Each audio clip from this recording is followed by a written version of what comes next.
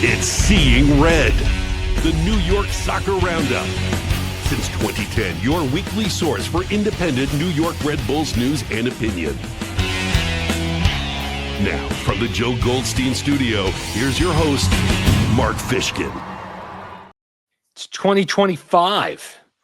It's season 16 of Seeing Red, our 600th episode. It is very exciting to be back. Training camp starting in just a few hours, and it's a perfect time to kick off the season. I'm Mark Fishkin. I'm here with Mike Batista and Daniel Urbane. Gentlemen, Happy New Year. Can you still say that on the 15th? I just did. Yeah. Why not? Yeah, man. It's the first time we've talked in like the new year, so it counts. Awesome. Before we get into what's going down on tonight's season opener of Seeing Red, the liking, the subscribing, please do the things at the bottom of the page.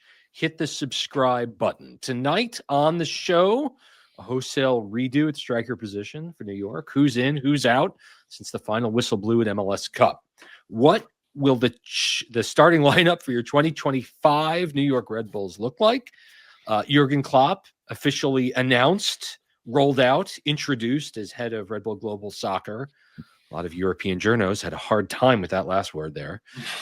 New roster rules to make things hopefully easier for teams to bring in more better, younger players. We'll look at the preseason schedule, the path that New York will take between the opening of preseason camp on Saturday until day one of the league schedule. It's the 10th anniversary, guys, for Red Bull 2. This year, it's this week, actually. 10 years ago today, I believe, that Red Bulls 2 was officially announced. We'll talk about the impact the team has had on the entire franchise. You may or may not be aware that Don Garber may be taking the stand in the NASL versus U.S. soccer lawsuit. I know someone's excited about that. We're going to talk about it, and then we've got your emails as well. So let's get into it, gentlemen. Roster changes. Who is in and who is out? Let's see. Let's pull it up. Here we go. We've had some interesting players in. Choupo-Moting comes in, 35-year-old German Cameroonian. Does he have anything in the tank? On the other end of that list is 20-year-old Victor Bogash, 2 years after the first interest from New York, and then Alexander Hack coming in. What do you think, guys? Who wants to start? What does this do for New York? I'll go first. I think bringing in a guy like Choupo-Moting is actually what fans have been calling for, what this team has been needing, a veteran proven goal scorer. Even though recently he's been coming off the bench for Bayern Munich, I mean he's still playing meaningful minutes for Bayern Munich. He's scoring goals for Bayern Munich, and just 2 years ago he replaced Robert Lewandowski when they sold him to Barcelona, and he played pretty good that year until he got injured. But I think he's a massive get, especially for as a free agent. Like, you don't get many players like that on the free agent market. So you bring a guy like him along with Victor Bogash, who will be a development piece, but he's got all the tools to be that big bodied striker that Red Bull's been looking for at 6'4". And then Alexander Hack, I mean, obviously we can see the players out. The replacement for Andres Reyes. I mean, here's a guy that tons of Bundesliga experience, played for Sandro Schwartz at Mainz, spent last year in Saudi. Curious, Mike, I mean, what is a player like Hack going to bring to New York? I think the best thing you're going to get from Hack is that there is the obvious... With Mainz, he has that connection to multiple pieces of this team. Yeah. And multiple pieces of this organization. You've got, I thought for a second he played for the German national team, he was only on the German U20 team. But at the end of the day, he is someone who is very equipped to play Red Bull football, despite never being part of Red Bull until now. I do think he's going to be a good piece, sort of like what Forsberg is, in that he's kind of older. I think he's 32 or 31. He's going to come in here. He's going to be able to fit into places, train younger guys, but also kind of be a conduit piece. Yeah. And it'll be interesting to see how both Sean Nealis and Hack figure out the partnership together. Of course, we don't know if Schwartz in year 2 is going to stick with his 3-man back line or he's going to play a more traditional 4-man back. But I mean, I thought that over the years as Reyes matured, before his illness in MLS Cup, he was able to. They put together a really nice combo, and these things will take some time. Going back to the sheet here, obviously. Tolkien's gone. News is reporting AM New York, our friend Joe Pantorno and Tom Bogert and other, more official. Bjorn. No. Other more official journalists are actually reporting that it's a $3 million deal to host Team Kiel in the Bundesliga. They're at the bottom of the Bundesliga right now, but nevertheless, a nice reward for Tolkien after 5 years on the team. Didn't really have much to do. I know some are of an idea that perhaps he took a step back last year, and I think it's important to note, that Schwartz required less of him than certainly had happened, with Troy Lesesne or anything like that, where New York really leaned on him to deliver goals, and that wasn't the case this year. And the thing is, too, is that, like you said, he was pretty much playing a full field game under Struber, under Troy. He was a back line guy, and he would be up front scoring goals. It was very weird to be seeing him just playing back. It almost felt like he was not doing as much as he could, and he wasn't doing as much as he could. He was just doing what he needed to do under this system. And I think that was while I do think overall he could have been better, and there were times when he just had to be a defender, he was getting eaten alive, but there were a lot of times where this team was missing pieces that a lot of people were kind of getting run over. So how much that is on him versus, the team not being fully equipped for the battles they were going into is a whole different discussion.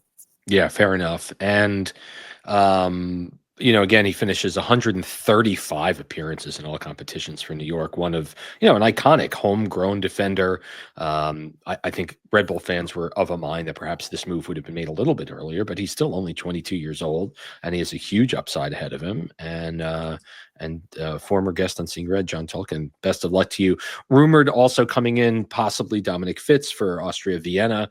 He's had a real good start to the year, 3 goals and 9 assists in 15 appearances. He's 25. He's in the attacking mid, and he may be the next coming of ML Forsberg, although that is just a rumor now. And now officially, and we anticipate the official announcement from the team coming shortly on Tolkien, that Marcelo Morales, who has been mentioned as a rumored replacement, 21-year-old out of Universidad de Chile, might be coming into New York. And then I think questions still, are out there on Felipe Carballo. Scored 2 of the most important goals in recent Red Bulls history, right, at Columbus and at New York City, and then got injured. He's only on loan till the end of June. Dan, what would not having Carballo back mean for this team in 2025? Carballo's an interesting situation. We all know he's a good player. He showed it in the playoffs. He scored those 2 goals.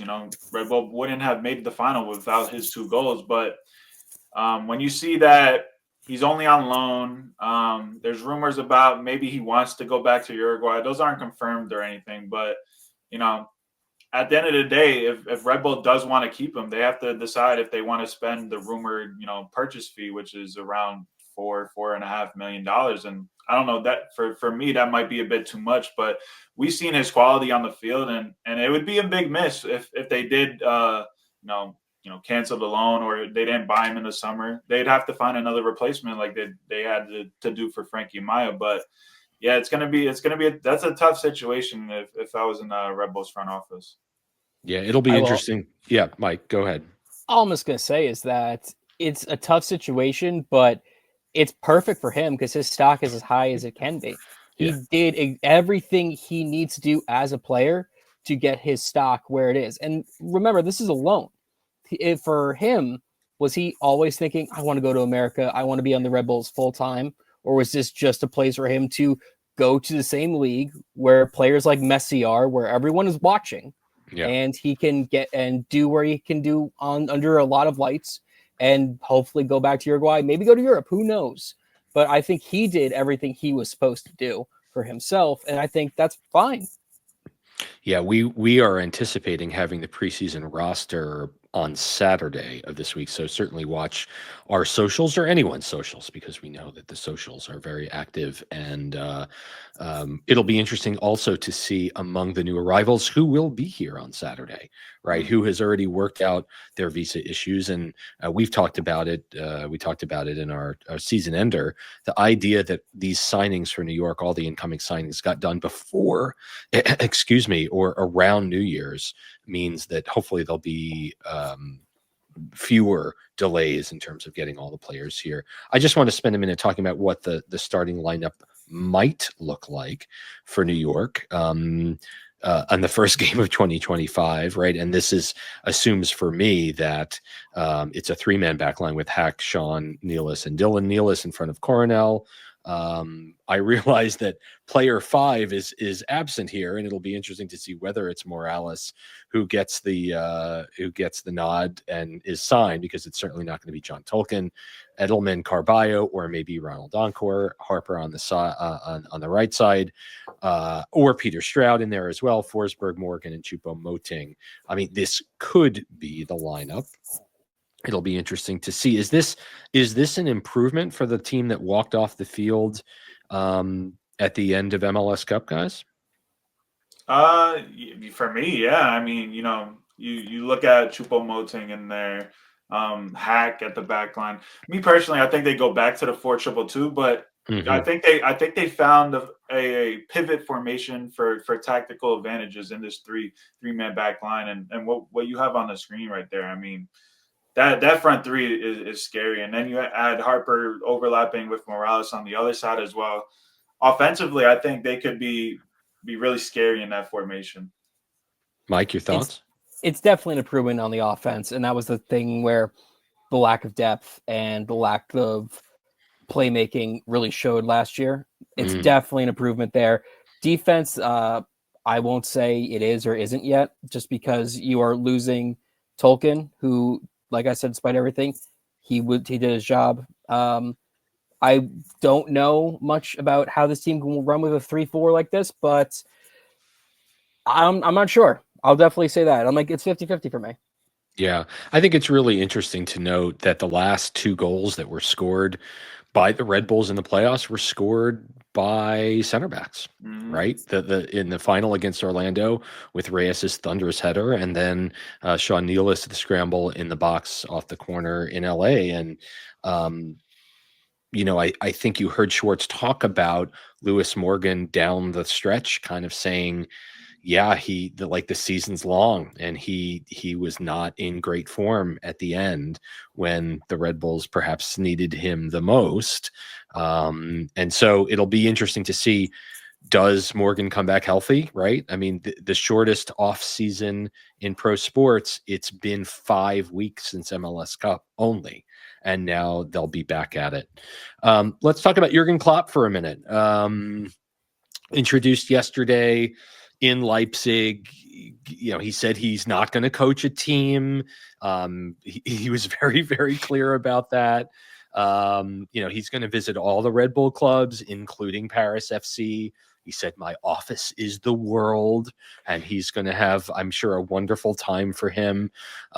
He did absolutely say that this World Cup Club Cup that's coming to the United States perhaps this summer is going to be a big mess. He was not a fan of it, and he basically said whoever wins the tournament will be the poorest winner of all time, because they're going to have to play all through the summer, and then the league starts again. These are teams that are accustomed to having 2 really dead months unless there's international football being played. Interesting that he said you have other sports that you could watch in that time. You don't have to fill every gap with football, which I thought was fascinating. And when pressed on what he is actually going to bring, he said, I'm here to share my experience and support people and help them become the best versions of himself.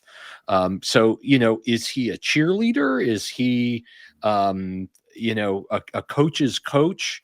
One other thing that was very interesting, one last thing, and then we'll open up for discussion. He said that he'd been there in place for 8 days, and he's 57. I think he said he was the oldest person in every single meeting he attended, which I just thought was fascinating, given the notion of Red Bull as a marketing organization above all else. He said it really convinced him that he could bring value to his role. So I'm just kind of curious, guys, what's your thought on Klopp and what his impact could be for Red Bulls? I really think right now the best thing that can happen is that him and Sandro Schwartz have a connection. It's very nice to see that. I think one of the comments from the meeting was that he talked about him and Sandro being at the same club when they both earned promotion into the Bundesliga, and that you're going to remember this. And when asked, is Sandro ready to win a trophy, he answered definitely, like Craig's point, yes, he is. He can win MLS Cup. Coming off of the turbulence that was Sandro having an interview mid-season, which was I was not asked to win MLS Cup in my first year, which kind of got people very, very concerned. Which shouldn't have. It shouldn't have. But having this coming from a president of what's his title again? I'm sorry. He's the head of Red Bull Global Football. It's head of Red Bull Global Football. Having that sort of direct connection, that confidence coming from like Red Bull Maine into New York is such a positive step. And do I think that he's going to suddenly be, like George Steinbrenner's box, just like watching everything like Roger Clemens? No, I don't. But I do think there's going to be way more positive connections, and you're going to have less of the idea in the back of your head that this is a feeder team. I think that we might be having a better repertoire with this, if so to speak. I guess the question is, what does that mean, though? I mean, obviously, it's a question for me of more resources to bring in more quality players, and it's been certainly noted that there's still roster room here, right? We're expecting Tolkien to leave. We're expecting perhaps Morales to come in, and you can make the argument that with Choupo-Moting and Hack and with Victor Gogash, you've brought in more talent. Absolutely. I guess the question is, this team kind of struggled at the summer window. Yes, they brought Carballo in, which turned out to be a really strong move. I just don't know what that looks like. I mean, again, I think previously we've heard Klopp say, I don't want people to come to the game to stare at me in the skybox. I want people to come and support the actual team. So Dan, like, what do we think that means on the ground? Well, I think, he might not want that, but like it's already had an effect. Like Dominic Fitz did an interview in Austria, and he was talking about one of the biggest reasons he would come to Red Bull is because of Jurgen Klopp. Like I think Jurgen Klopp's just got that aura about him that he'll bring to the organization as a whole, Red Bull as well. I think his presence there. I think he'll touch everything in Red Bull organization. Scouting, I think scouting wise, it's going to be a big help for Red Bull. We've seen a bunch of misses with purchases from Red Bull in previous years. I think that probably improves with a guy like Jurgen Klopp and his eye that he's had all these years. Scouting, finding these players out of nowhere.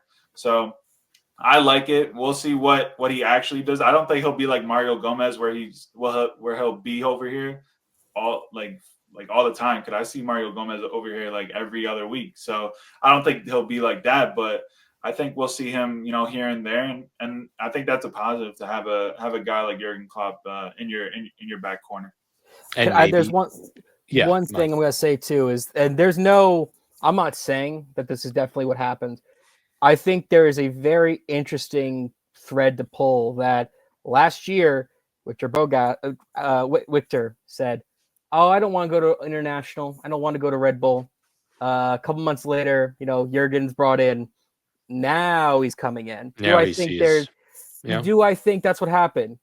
I don't know, but I just think that maybe that's like one of the first, visages of what's going on. Yeah, I wonder if a better offer probably had something to do with that as well. Again, the biggest offer in the Polish second division of all time. All right. This week, the league announced new roster creation rules because it only can get more complicated as you attempt to explain to someone who is not an MLS fan how players get signed. A couple of, all good steps coming out of the league.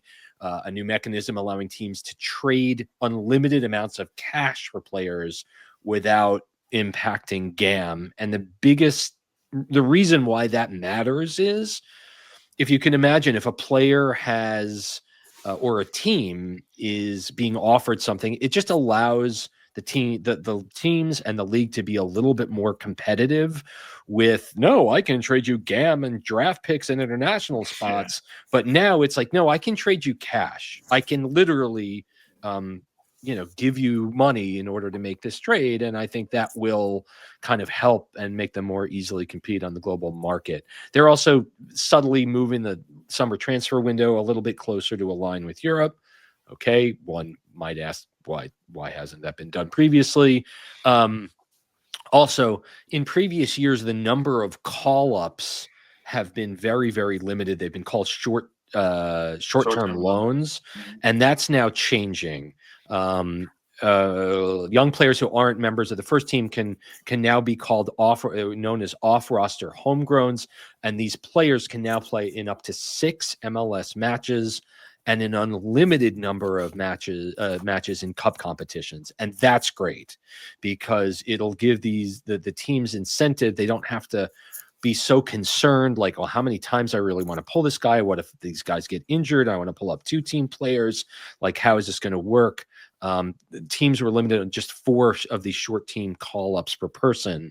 And that's no longer necessary. We don't have to do about that. And then and players must be 21 or younger during the calendar year to be eligible as an off-roster homegrown. So that is encouraging teams to play the kids, especially in Leagues Cup, especially in Open Cup. And then lastly, which I think is a big help, teams were previously limited to 1 contract buyout per season. They now can do this twice. They have to be conducted during the season before the close of the second summer window. We all know, guys, that there have been players that have been brought in that you perhaps were hoping for an in-season buyout, where it's no harm, no foul. Thank you very much for your time. We're done now. I'm curious what your overall thoughts are about these roster rules as a whole. Dan, let's start with you. I think MLS as a whole, like the restrictions, the roster constraints, it's a bit much for some people. And I think, you said it best when now you can just trade straight up cash you can make a normal transfer in the eyes of European watchers. Like, you can bid 10 million now for someone like a bigger name player. Let's just say, what's his name from Austin, Brandon Vasquez. In the future, you can bid 10 million now for him. I think that just opens up more flexibility for these rosters. You don't have to use GAM. You can keep the GAM just for your roster to help, buy down contracts and all that. So I think it's just some of these, like the young homegrown one. Now you can use 6. They don't count in cup competitions. I think those are just that's great. All steps in the right directions. Mike, your thoughts?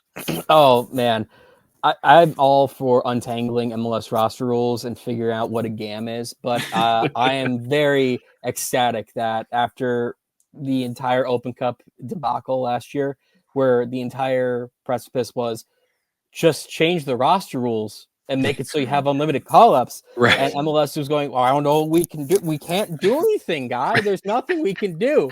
We were all pointed at this.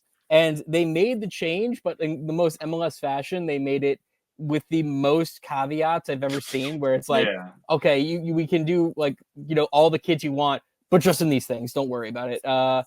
Overall, it's nice to have something that simplifies this all. And personally, I do think that the call-ups for cup competitions is a great thing, like everyone else. I will also say that I'm curious if this is a precipice of where the league is right now with the Open Cup, because we heard from Don Garber at MLS Cup that the tournament is happening with MLS teams again and with more teams. So now that more teams are going to be taking part, they can use more kids, just like the reserve teams were. Yes, makes total sense. And from what we've come to understand, the Leagues Cup will be an even 18v18 competition.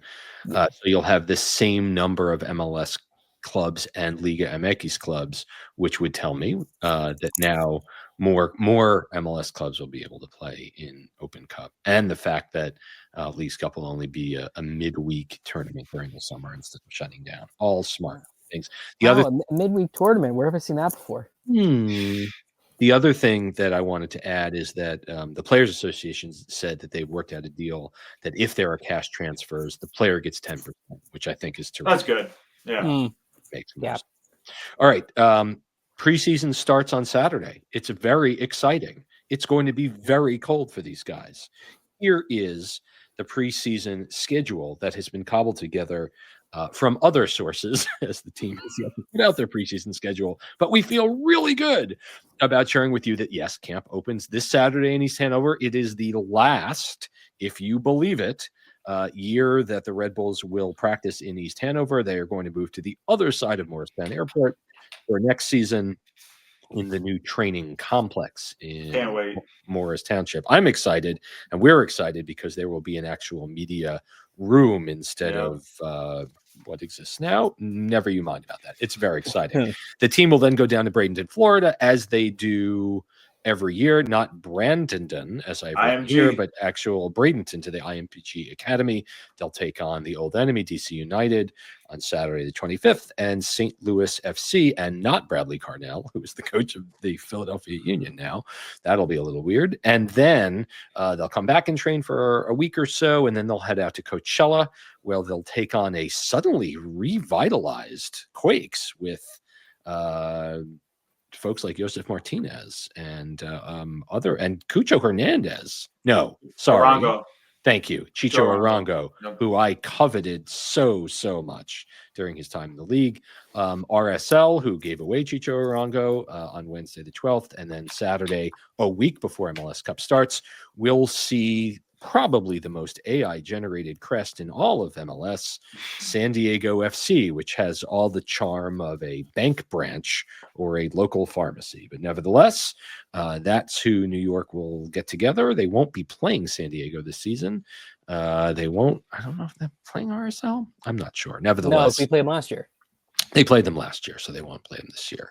But that's exciting. Now we have dates on the calendar, and I had seen online that the Portland Timbers were saying that they were going to stream their preseason Coachella games. I don't know what that means for Red Bull. I don't know if it means that all Coachella games will be streamed. But have you guys heard anything on that? No. Okay. Well, hopefully. Red Bulls 2 is 10 years old. Happy birthday. Red Bulls 2. Yay! Double digits. It was actually not today in 2015, but January 21st of 2015, when the club was announced to play in the USL Championship that spring. Fans of a certain vintage may know that there was a bit of an interesting back and forth with the team's oldest supporter club, because they wanted to call the team the Empire Soccer Club when it first launched, and that did not come to be. Nevertheless, Red Bulls 2, Tyler Adams, the first signing, of course.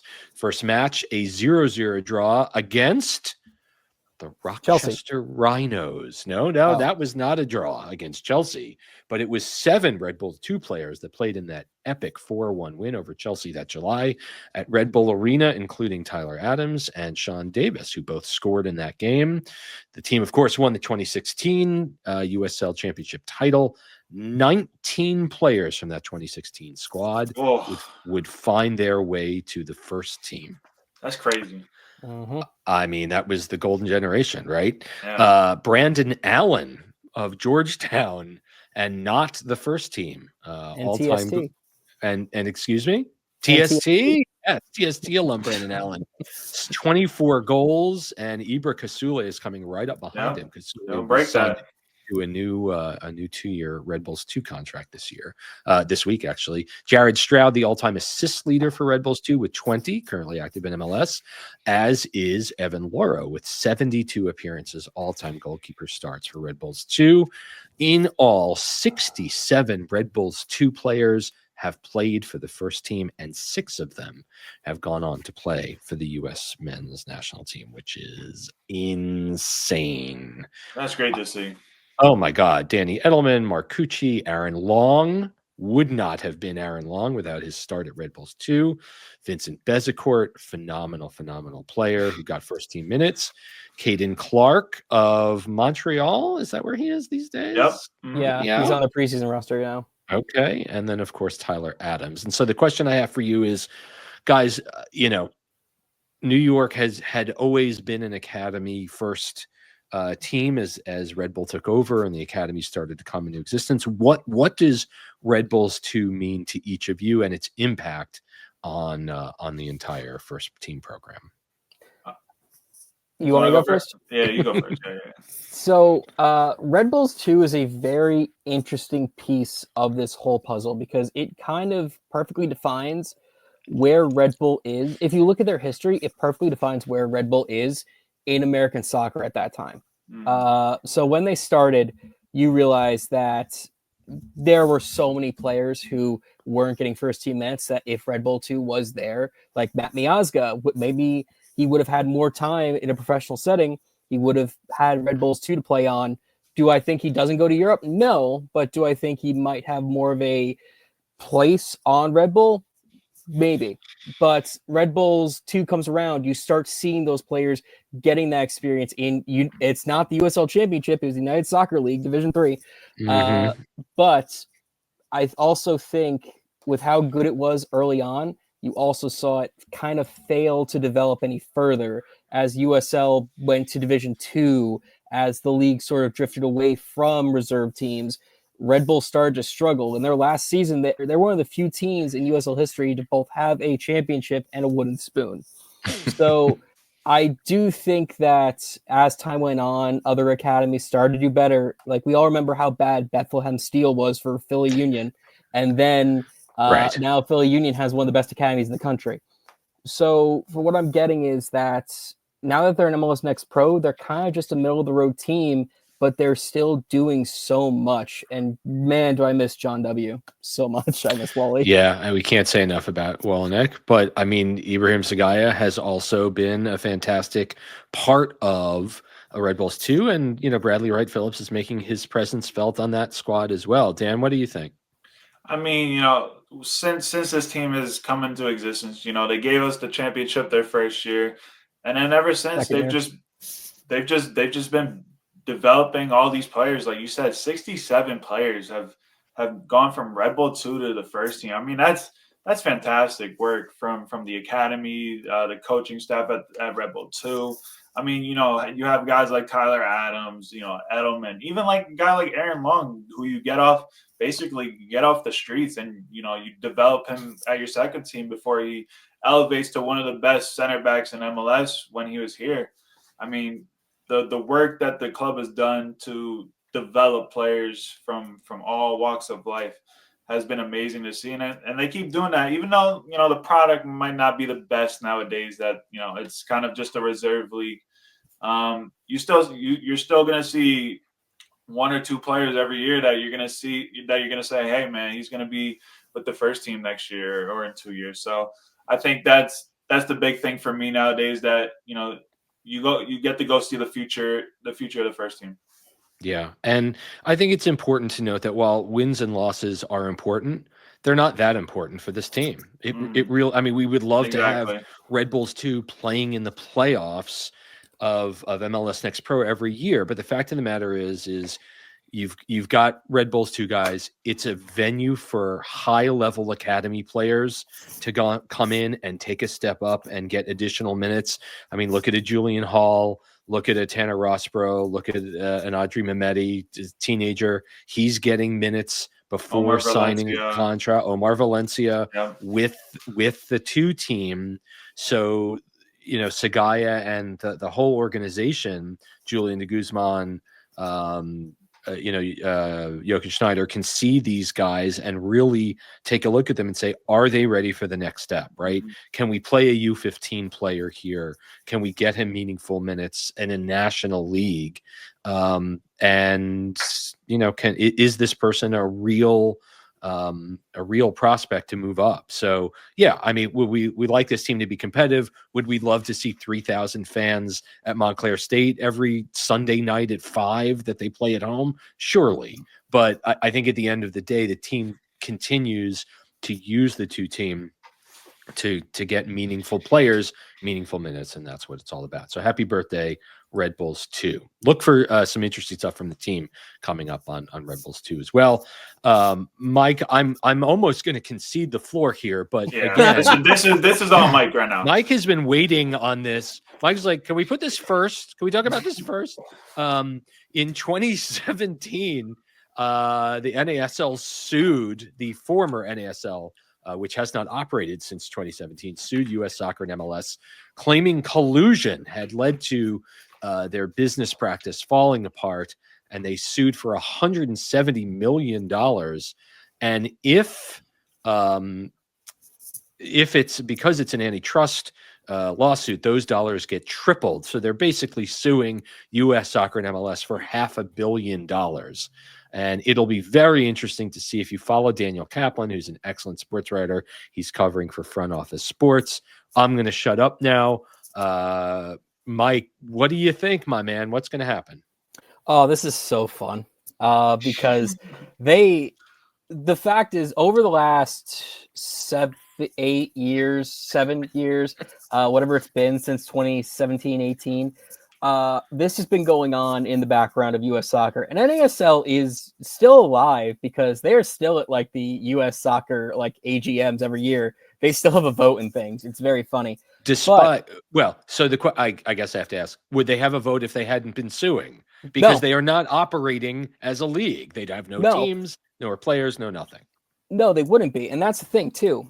Overall, there's a lot of ways this can go. There's 4 ways it can go, but the important thing is in the last few months, it was determined, I don't remember the exact lawyer logic wording, was that the professional league standards are not anti-competitive, and that got thrown out, and that's a really big problem for NASL in this.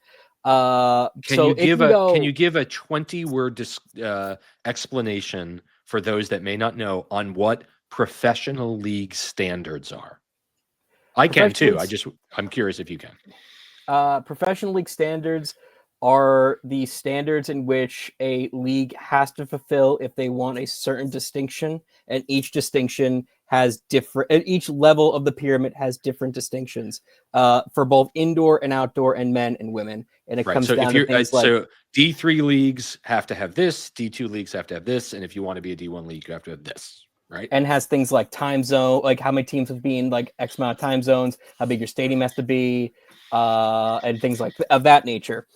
But NASL had that thrown out on them. So now they pretty much have to rely on, did MLS collude to get them thrown out of U.S. Soccer and a bunch of other things. Is there fire there? Maybe. But this also could just be a USFL situation where the judge gives them $1 at the end of it all. You won. Right. You were colluded against. Here's $1. It's really $3. It's pretty much like the judge can pretty much summarize, yes, U.S. Soccer and MLS did go against you, but we don't know how much to award you in damages, and yours is way too high. Here's $3. That's it. That's literally how it go. To be fair, this is a jury trial, so the jury will be involved. God, I wish I lived in Brooklyn. Oh, imagine if Mike you was would on get jury. thrown out. I would wear a fake mustache, man. Are you familiar with professional soccer? No, not at all. Not me. What are you talking about? Oh, hey, Camiso, what's up? The things that have been coming out about this trial, which that Rocco Camiso, former owner of the New York Cosmos and current Fiorentina owner, had a burner Twitter who was just yelling at MLS soccer on it. It's like I probably me and you, Mark, probably ran into that burner. We Twitter. Probably had some. Probably follows you, Mike. But it's just this is so stupid and so inside baseball, and I'm so glad it's coming to a head. And I'm very sad that Rishi is no longer the commissioner of the NASL, and it's some other person now because that's their lawyer right now. Yes, for sure.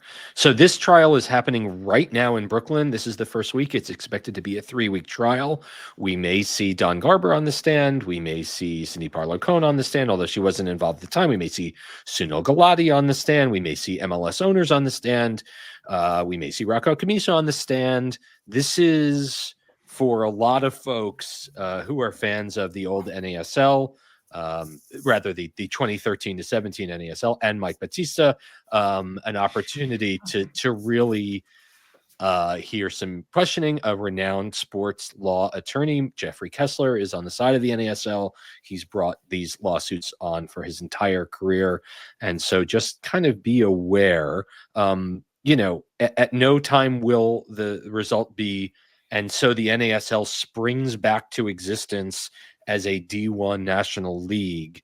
No. That's not going to happen. But if at the very least it's determined, as you said, Mike, that U.S. Soccer and MLS colluded to run the NASL out of business, well, I know at least 7 or 8 people that will be very, very excited on social media, and will be dancing on the grave of someone, I guess. Let me just ask you 2 things before we move on to this. And Dan, you can jump in too if you want. Yeah, please. If you had the chance, is there any inkling of you who would want to go see parts of this trial in person? Yes, I would. I would definitely want to go. And the second thing is, what do you think the overall impact of this could have on soccer in this country as a whole? Because now the PLS part is thrown out, we can no longer have a thing where it's anarchy and like, oh wow, NISA is a D1 league now, who cares? But do you think anything would come of this that could make? Do you think anything that can come of this would do more than just put money in NASL's pocket? No. Neither do I. I don't. I'll say, I mean, maybe it could have have repercussions on Don Garber as someone that was involved in this. I don't know. It would definitely be I feel like it would definitely be a stain on MLS and U.S. soccer. Like, obviously, like nothing dramatic would happen, but like, everybody would know in the back of their head, like, oh, okay, they're just, I don't know. To be fair, the NASL's TV contract fell apart. The folks there were indicted, and look, I'm not going to sit here and say that MLS has kept their elbows in and stood by peacefully and politely when the NASL was growing and doing things and operating and growing and finding teams and all that. They were a competitor. I'm not advocating for what, if it was truly collusion, then there's something wrong, because we should have more soccer in this country. Yeah. I mean, we should have more teams, cities that don't. I mean, the last ever NASL champion was the San Francisco Deltas team that beat the Cosmos in a packed Kezar Stadium in San Francisco, and they won and lifted the trophy and promptly folded. Right. Yep. Like no one should be rooting for fewer soccer teams in this country. Yeah. But at the time, it was for sports soccer business geeks, it was heaven to watch these leagues kind of go at each other. But nevertheless, let's move. And before we move on, I will just say one thing is that the NASL did have a permanent impact on the MLS, and you can find that in Minnesota playing to this day. That team would not exist without the NASL, and its story is ingrained in that league. So I think we will. Okay, the fact that you said the MLS means that we're putting you in the penalty box. Oh, no.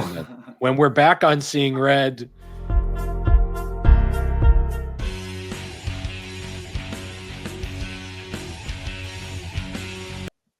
Oh, we're rocking and rolling. I have my fade button is not set, because it's the first show of the season. That was very abrupt. My apologies. We'll get that fixed. Folks, please write us all the time. Write us. Just share your thoughts. Just drop it in your good old email box at seeingredny@gmail.com. Very, very thankful to have a bunch of emails coming up. So here is our friend Scott Six, who keeps it brief. He says the Red Bulls in 2025 will finish 5th in the Eastern Conference, the top 7th in the Shield. He says the League Cup quarterfinals will be reached, and they'll lose in the conference semi.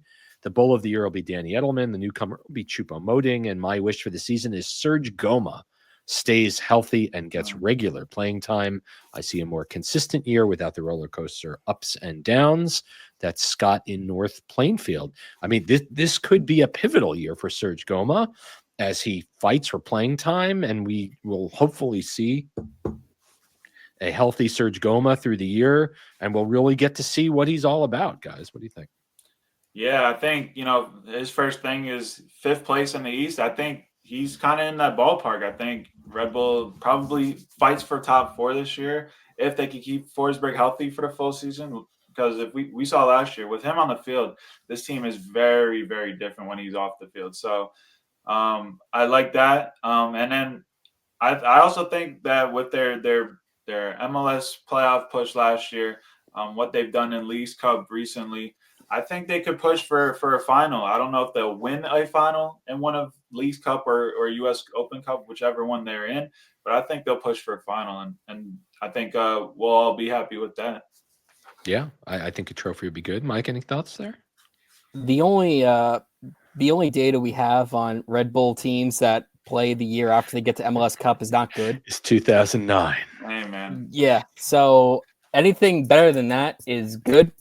I will say I think they get to the playoffs again. Wow, that's the bar. Oh yeah, that's a real hot take there, my man.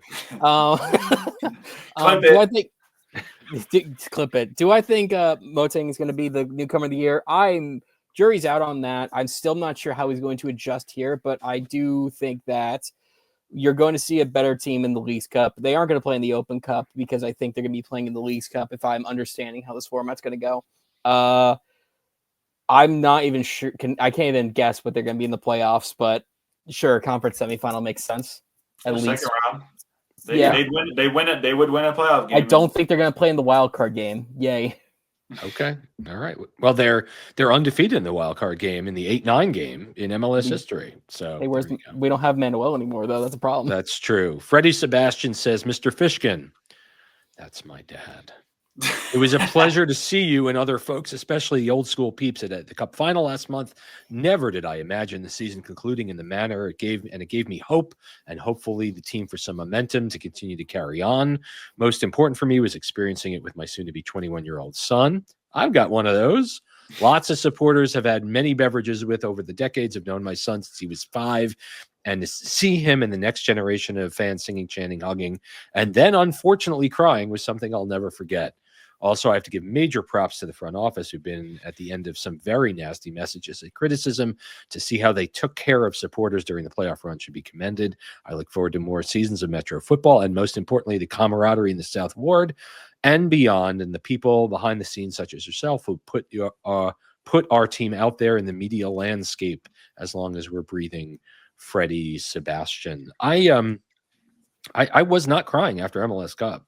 I mean, was I kind of bummed that we didn't win? Sure, but like they had a fantastic 5-week run, which got them past Demons and New York City, and they came up 1 goal short, and one PK not called short. Oh my Lord! Oh, one post hit in the late going. I mean, come on, they did great. Here's Chris Moulin, who writes, heading into the playoffs last year, I would never expect it to have the attitude I do now about the team. I'm still on a high from last year's MLS Cup. Last year's MLS Cup was, again, 5 weeks ago. The 15 years of being a season ticket holder, well done. Starting in the Dead Bull season of 2009. Yikes. Yeah. 2009. Woo! And finally getting the championship game was incredible, and it was. I know there are those who've been here fans longer, especially the OG 96ers, who are waiting for the team to bring it home. I look forward to that day as well. I often get frustrated at Red Bull Global for not putting their money where their mouth is and settling for good enough. Getting to the playoffs, although youth investment has been consistently impressive. That said, the effort the club went to in bringing fans the opportunity to attend MLS Cup in person was incredible. As far as I know, the club bought over 2,000 tickets for fans that paid for the FO staff to attend. And more than the FO staff. Yeah, and coordinated like families and friends coordinated travel compensation for supporters group members, all on less than a week's turnaround. It almost certainly wouldn't have been able to go were it not for the free ticket sitting amongst a huge section of supporters. It wasn't a multi-million-dollar transfer, but it was a significant expense to give fans an incredible experience they will never forget. I know I won't. Thanks to the club for sponsoring this and for the FO staff for all the hard work and coordinating it. Hard pivot to an actual question. With Jamai likely leaving, yes, he is leaving, and rumors against Dante leaving as well. Where do you see the Red Bulls needing to focus transfer efforts still? We haven't talked about Dante leaving. We didn't talk about it at all. There are rumors that Ghent wants him back in Belgium, that the team is open to those discussions. We may be moments away from hearing that Van Zier has played his last game for New York. Where do the Red Bulls need to focus their transfer efforts still? I think I'm going to say right now, like, they're doing everything that they need to fill in those spots. I guess right now they can start, if they could try and find a defender, like another, not a center back, like an actual defender, like a winger, like that, a wing back. Thank you. That might be a good place to look, but I'm gonna be honest with you. And even though Red Bulls don't do it, there's a lot of talent in MLS that you could probably scoop up for cash now. For cash, yeah, it's cash for gold. That's it. But I think they're pretty much, they're doing enough, and they're not just focusing on bringing up kids. So find a wing back. That's really it. Yeah, I think I didn't say it before we moved on from JMI, but I mean, he got sold for $3 million. That's a record transfer for Holstein Kiel, which is crazy to me. Like, their record signing was $1.8 million before then. Wow. So JMI is going to go in there in a relegation battle to keep them up. And if it's not official yet, but if they're able to bring in a guy like Marcelo Morales to fill him in and he's also a free agent as well as a 21-year-old. If they're able to bring him in and just plug him in right away, I think that's a perfect situation for our left back spot right now. And then after that, you'd have Fitz come in as an attacking mid. Dante going out would be tough for their depth, because then they would only have Morgan, Chupo, and Bogash with Julian Hall as well. But I think maybe a left-footed winger with some pace would be like the only other addition I would look for Red Bull. But I think they've done a great job to fill the other positions depth, like Mike said. And they've done it early. Again, it can't be said. So many years we've had Red Bull players coming in at the end of training camp and really taking the first month and a half of the season to figure it out. And we'll, again, learn on Saturday who exactly will be in Hanover for the start of training camp. We haven't talked about the favorite words of any Red Bull fan, which is the visa issues. So yes. Well, Alexander Hack arrived earlier this week. He's in. They can't take him out. He's in. So he's already here. I would guess if they can sign Morales, like his visa should be done. Like they've had that deal if it gets official for like a month or month and a half. So we'll see. You do bring up a good point. Visas and Red Bull do not go well together. So. Well, and again, all the reason to get these deals done early. Yep. Lastly, our friend Ed Ritter, who listens to dozens of podcasts every week, and we are very thankful that appreciate it. He listens to this. Ed says, has the front office done enough to strengthen the squad with the rest of the league, bringing in talent? Wilfred Zaha was signed by Charlotte today. Yep. And Miggy Almiron, who at one point I think Charlotte was interested in, is maybe going back to Atlanta. And rumors today, God, please, that the Chicago Fire, in their effort to win the World Cup, Triple G, you madman, is looking to sign Neymar. That's insane. Oh, get him some fans in Soldier Field. I'll tell you that. That man said, "Hey, I've been in the Middle East for a long time. I really need a deep dish." Yeah. In a league with Zaha and Almiron and Neymar and Olivier Giroud still at LAFC, is Choupo-Moting and Victor Bogash going to blow anyone's hairs back? I mean, what did Messi do in the playoffs last year? Yeah. What did anything? Who was in MLS Cup last year? Who was in MLS Cup last year. I know LA Galaxy had their own star who then got hurt, but look at the Final Four for MLS last year and tell me how many of those teams had superstars. It was one. Yeah, it was one, and he tore his ACL in the middle of the game. So all I'm saying is that just because you have a superstar doesn't mean everyone needs a superstar. Do we all want to have a Poku? Do we all want to have a guy who's just the top of the world, who Cody everyone can Gakpo. buy that jersey? Yeah. Yes, but we've seen it time and time again. That's not needed to get an MLS Cup, and Messi has shown that, hey, you could win Leagues Cup when it's just an experimental thing, but you haven't won MLS Cup yet. You didn't win Open Cup, so what can you do? Yeah, I mean, Michael brings up a good point. I think Red Bull right now is doing the job they need to do to round out this roster. Yeah. And then if we see that we're missing one piece, then you go out and get that big name signing, which Red Bull might not do anyway. But I think Red Bull's doing what they need to do to make a MLS Cup contender. All these other teams are going getting the flashy names to fill their stadiums. I mean, we saw last year Red Bull wasn't the best team on paper, but they got to the final, and they were a couple of, like Mark said, a post away and then a penalty away from winning it in 90 minutes. So I think Red Bull's doing a great job so far. Now they got to go do it on the field again this year in 2025, but I like what they're doing so far. I eagerly await the New England Revolution to sign Lewandowski.